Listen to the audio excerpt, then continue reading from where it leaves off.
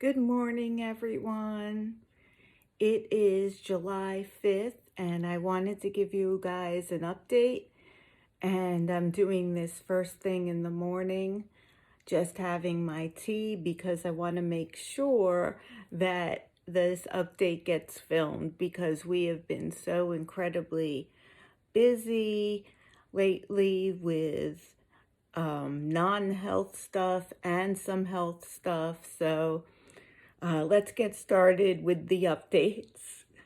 I'm going to try to keep the updates brief, even though there's a lot of them. So let's start with where I can summarize.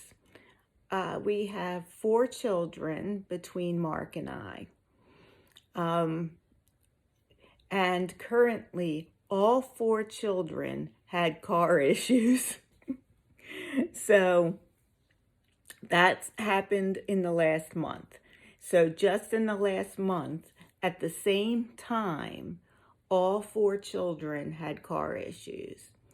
So the oldest child, who's out on his own already, had a car that we got for him when he was in college.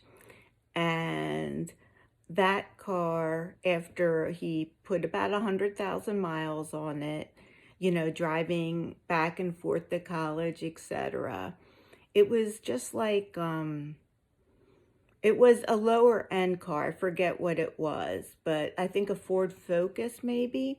So anyway, it was needing repairs, and he ended up putting a lot of money into repairs, and it still wasn't fixed. So he ended up, it was non-repaired for over a month after going to all these different shops and spending a lot of money. So he had to go out and buy a new car, and we had to end up, luckily we ended up selling his car, even though it wasn't running, to like a junkyard, and we did get some money for it. Which was good, and he was able to find a car. He got a 2020, I think, Toyota Corolla. So that's a nice car for him. Then our next one down, so he's the oldest, the next one down, we gave her Mark's old car a couple of years ago when she started driving, I guess maybe 3 years ago. And that's a 2009 RAV4. Well, that one ended needing a lot of work as well. And so that car ended up, after everything was said and done, needing about $5,000 worth of work. We were, considering should we just, turn it in or whatnot. But in looking at everything, and I even talked to a car salesman that I was buying another car from, which is the other car thing that I'm going to talk about. And he said, no, it's worth it to put the money into the RAV4 because that will go at least another 50,000 miles for you. So we went ahead and did that. And so we're hoping that will last her through college. So she's in college now. As the youngest two, which are my two, are in college now. Now, one of them was out at college doing an internship where her car had a problem. And this car we bought last year, it's a 2015 Outback. And I had just had it serviced and looked over 3 days before she drove out there. So I wasn't very happy about that. So I was dealing with trying to troubleshoot that remotely and helping her with that. Finally, we did end up getting the car fixed, and it turned out to be a clog in her AC, something or other, which they should have found when they did look over the car. So I'm going to have to give the dealership a little feedback about that. Not nasty, but just, just feedback. And the last thing was that my other child, Elise, she needed a car while Sarah was away at school. So we didn't know, what to do about that. And so in thinking about it, we only have the van, and I thought, if the van ever breaks down or we need a second car, why don't we go ahead and look? And I ended up finding a Subaru Forester for very reasonable and ended up picking that up. So within this last month, our collective family, the six of us, have bought two cars, had um, three cars in the shop, and it's just been like crazy car time. So now that all pretty much happened in June, so we're thinking July is going to be a whole new month, and we can put that in all the time I spent working on cars. I can spend working on other things like catching up on opening my mail, which I'm behind on, and all kinds of other things, which I'm sure everyone knows about. They're, cleaning the house. There's all kinds of stuff that I want to like put up on sites like Poshmark or I don't know how to pronounce that one, Mercari. If any of you guys have used any of the websites to sell like clothing, purses, or old stuff like that, let me know like what's good and if you have any advice on how to post. I do have an Etsy shop, but I don't really post to it. For my polymer clay work is primarily what's up there, polymer clay rings and pens. And someday I'll bring out my polymer clay stuff and I'll show you some examples of the stuff I make. I think that'll be a fun show and tell, and I should do that. I'll do that in the next week or two, actually, because I'm actually running out of polymer clay stuff because I haven't made anything in over a year, but I'm still giving stuff away and occasionally selling a thing or two. So let me just take a quick sip. So I'm trying to talk quickly because there's so much to cover. So now that the car situation happened, also we had Mother's Day and Father's Day and my birthday. So that a lot of things happening too, a lot of celebrations. I have been able to bake. Mark moved a chair into the kitchen for me, and I'm able to sit at the counter and bake because it doesn't take, like, I have a stand mixer, so the stand mixer can also do a lot of the work. So I've started being able to bake again. And unfortunately, with all the kids not here, there's not enough people to eat things. So I'm looking for places to donate some of my baked goods to.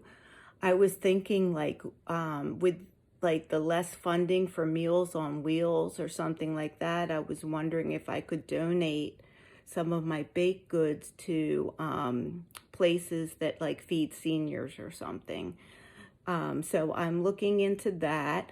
And if anybody has any like links or anything that they can share with me that would help me like find a good place, please do that. So that's one of the things that I've been able to start doing again, is baking. So, not a lot, but yesterday I was able, over the course of the day, I baked two different kinds of muffins. I baked a banana muffin and I also baked a blueberry muffin. So that was good. Each one took about 30 minutes. And yeah, so I don't know. I know it's a little thing, but I'm really pleased with myself for doing it because I don't don't do well feeling unproductive, and I have felt so incredibly unproductive. Um, and so I've had to like reframe my thinking, like, I am healing. What I'm doing now is physically healing, and so I'll spend my time thinking about my cells healing and things like that so that I feel like I'm being productive as I'm tired and resting. Also, I listen to a lot of audiobooks, so I feel like I can at least learn something while I'm resting. Although a lot of the time while I'm resting, I end up falling asleep. But let's see, what else so my health. I have not had a meeting with my oncologist yet to discuss the jump in kappa light chains. I will have that meeting on Wednesday of this next week. So that is coming up in 5 days. And to be honest, I'm very concerned about it because the chemo that I know I'll go on, I was on before the oral chemo, and you do not feel good on it. And I already don't feel good. I don't feel horrible. I don't feel as sick as I felt before the transplant. But I don't feel as healthy as I was hoping to feel after the transplant. I don't know. I had hopes that I would be able to get well enough that I'd be able to go back to work. I'm starting to wonder if that will never happen, especially being that I'm now already not in remission anymore. So it's like already my upslope seems to have taken a, you know, so I'm dealing with that and trying to think, get my mind around ways that I can be a productive member of society, because that is really important to me, without working a standard job. So, that, the baking and giving those things out could be part of that. I don't know, we could think, I'm trying to think of all kinds of things, the polymer clay work. I could sell that and, keep half and donate half. We could think of things, I'm open. So I always like to see you guys comment, and I especially love like your ideas and thoughts on things, especially because, we all get in our own like mind our own mind traps where we can't think of stuff from another perspective. So I'm always looking for that feedback. Don't ever feel like, oh, I shouldn't write this, or she might take this the wrong way. No, and if something does upset me, I would just ask like, oh, did you mean that to hurt me or something like that, and you could just clarify. So you never have to worry about, something like that with me. I'm usually pretty open-hearted and take things in an open-hearted way. That said, I will say that like for people who like have been in my life since childhood, that's harder for me. So I think that might be harder for everybody, but it's like we have these pre-ingrained ways of interacting with people that are like our sisters, mothers, brothers, aunts, uncles, and we have a harder time of being open-minded with them, I find, and a harder time of giving them the benefit of the doubt than we do strangers. And that's something that I've noticed, and it's something that I'm working on with myself. Because, why wouldn't you give a loved one the equal benefit of the doubt? And you're like, well, it's because they've shown this pattern over and over and over and over again. That may be, but I know from the other side of things, as somebody who has changed a lot, because when I was a child, I went through some bad things. Especially when I was around 15 years old. and I had a condition called CPTSD,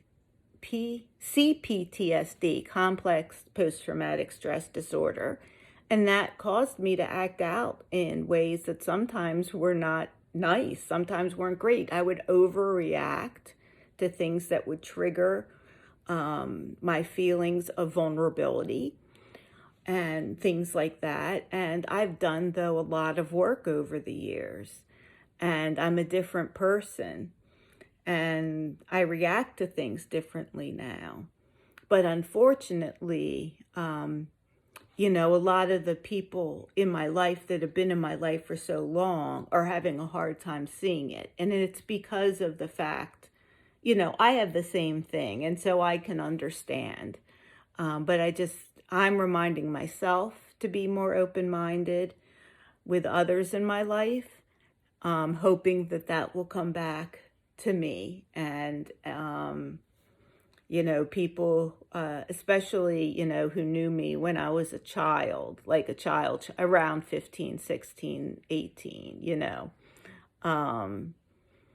would see me as a lot different now, of course. I mean, I think everyone's a lot different, but I think when you've been through a trauma and you haven't processed it, a lot of things that aren't innate to your personality can sort of manifest.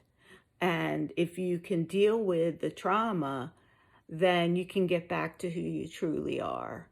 And I feel like that is what I've been doing for most of my life.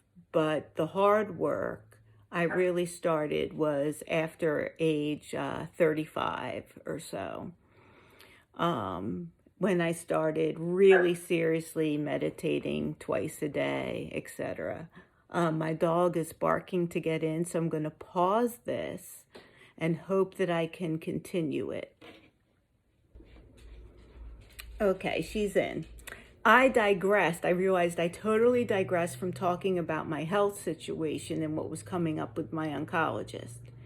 So last week, I also saw my family doctor. And I know I've mentioned him before, and I've mentioned how he saved my life when I was going through my first round of cancer treatments. And I want to talk about that more in another video, because during that round of cancer treatments, this is another quick diversion, the specialists that I was dealing with were not listening to me. And if I didn't have my family doctor who was listening to me, I probably would have died. And so I want to talk about that at some point, and I want to talk about medical gaslighting and how you can, like, in the beginning, know if a doctor is going to be a good fit and listen to you or not, and like some of the signs and things like that. But I'll do that in another video. But I just want to say I absolutely love my family doctor. And I had an appointment with him because he was following up on my kidneys, because as soon as I saw that kidney problem, I called him. And he called me back that day. That's how he is. Anyway, so I was in meeting with him, and first let me just say that he is just a wonderful man. He takes all of his time. He's late for every appointment because he takes as much time as everyone needs and lets you ask the questions. And I was telling him about my fears about going back on chemo and how my kappa light chains had spiked 3 times, but that was also when my kidneys weren't looking so good. And I was wondering if just hope against hope, maybe my kappa light chains would be better. And he's like, well, why don't we check?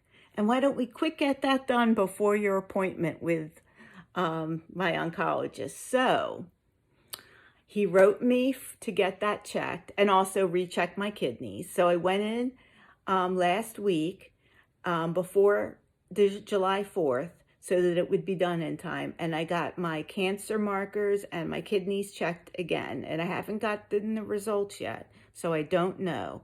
But that gives me a chance. If it's not as high as it was before, then I may not have to go on chemo. So my family doctor gave me that chance. But if the markers are higher, then I know for a fact, for sure, I'm going to have to go on chemo. So he's basically ran that test for my peace of mind, which is just absolutely, I appreciate that so much. So I'll know probably Monday or Tuesday, at the latest Wednesday, what my cancer markers are. And then I have my appointment with my oncologist Wednesday evening, and it's a virtual. So a lot will happen this week, and there'll be an update, and I'll let you know if I'm ended up going on chemo again or what's the scoop with that. Whatever drug I would go on, I would not lose my hair again, because you only lose it for the strong chemos, not like the oral ones, at least in my experience. So that's my health update. And I'll let you know how my kidneys are doing then as well. I can tell you that, I haven't been feeling so great. I definitely take at least one nap. Mostly I take 2 naps a day. But I am trying to do little things for 15 to 20 minutes at a time.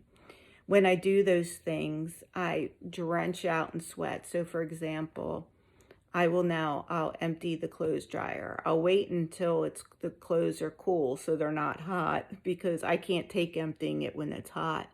And I'll empty the clothes dryer and I'll just put them into the bin like this. And that I'll completely soak in sweat.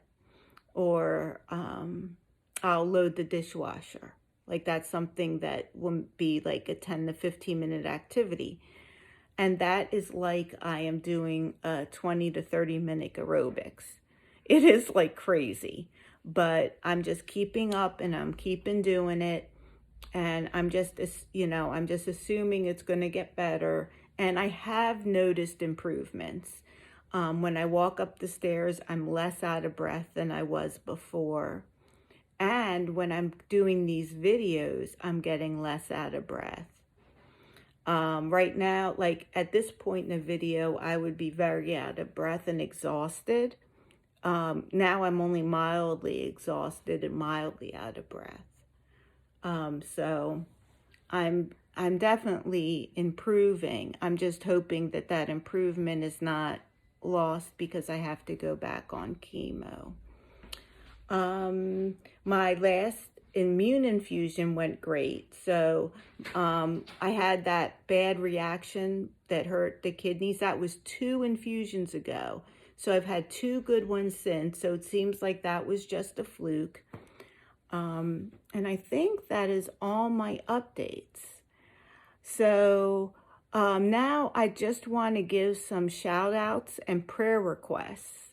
So if you've made it this far in my video, if you are my Uncle Joe, I want you to know that I love you and I appreciate you watching my videos. And I know that you don't like to comment or anything like that, but I also want to tell you that I'm sorry I haven't written you an email in a while, and I'm going to try to do that soon. And if my sister and her husband and her family are watching this, I want you to know that I am praying for you guys. I am so sorry that COVID got you. And I am just praying that it is mild and you guys get over it as quickly as possible. I love you all, and I'm just praying for you to be restored in health, and that everything that you had planned for this summer still can go ahead as scheduled. I also want to shout out for my mom. Her health has been challenging recently. So if you got to this point in the video, if you can just lift up my Uncle Joe, because he doesn't have a lot of interaction. He can't get out much. my sister and her family because they're sick, and my mom also, who has had a lot of migraines and challenges recently and has been running over to try to help my sister from a distance, leaving stuff at the door. So I'll appreciate you guys holding those people in your prayers. And just, I wanted to shout out to all of them because I know they all are going through it too right now. I love you all so much. Mwah. Thank you.